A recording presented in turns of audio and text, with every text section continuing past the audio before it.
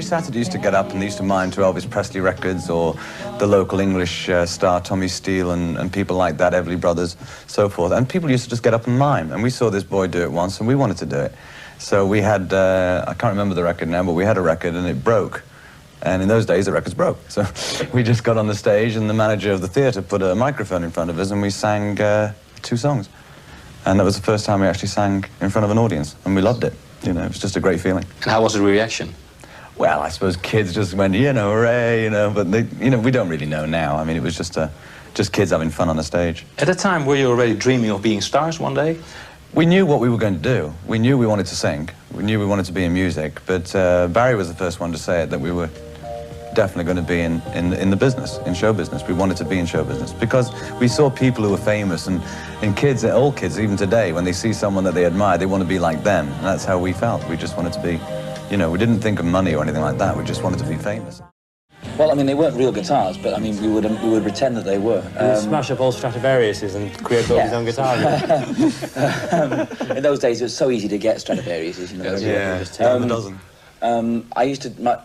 Where Dad used to get them from, I don't know, but for some strange reason, our father used to bring home large cheese barrels. We used to watch him 2 o'clock in the morning outside the bedroom window. Rolling them into the cellar. Because they were rolling huge cheese barrels. We never knew why. In fact, we've always been suspicious that it, in fact, was an international ring of cheese smugglers. It was only 2 years later, after he came out of Pentonville, we realised something was up. The subtitling people will never make this speed, you understand that? All right. Okay, the cheese boxes. The cheese boxes. The cheese boxes.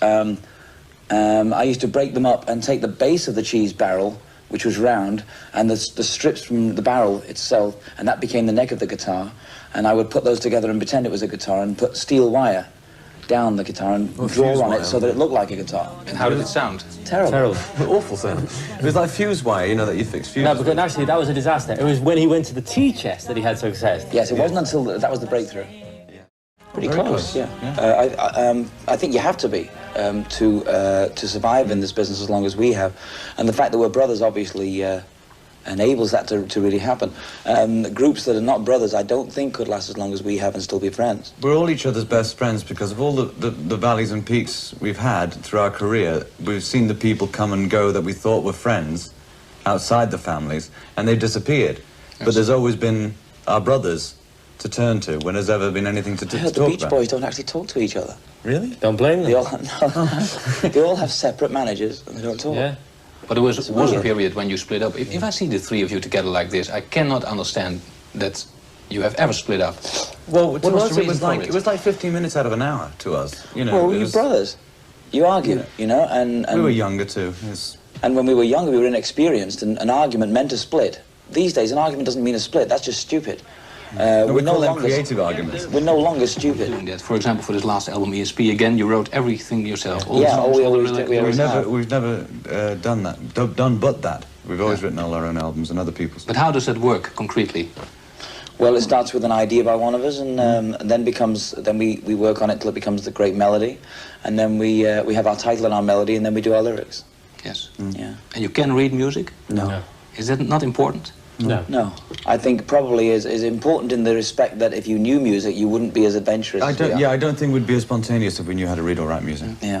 Yeah. How difficult is it to handle success? Because you had a tremendous international success when you were very young. How difficult is it to handle success when you're so young? It is difficult, but I think it's better because we were brothers and together and to share it. It's easy and it's difficult. It depends. I somewhere read that one morning you went down and you had to choose whether you want to take your Rolls or Lamborghini.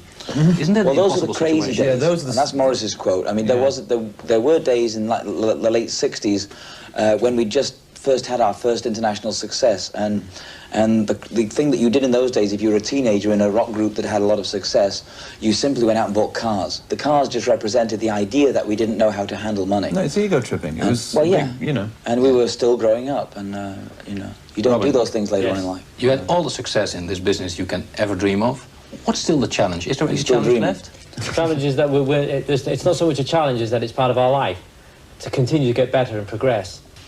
We're very fortunate to be, and it's a standard comment, we're very fortunate to be able to earn our living and bring our families up based on doing something that we love doing.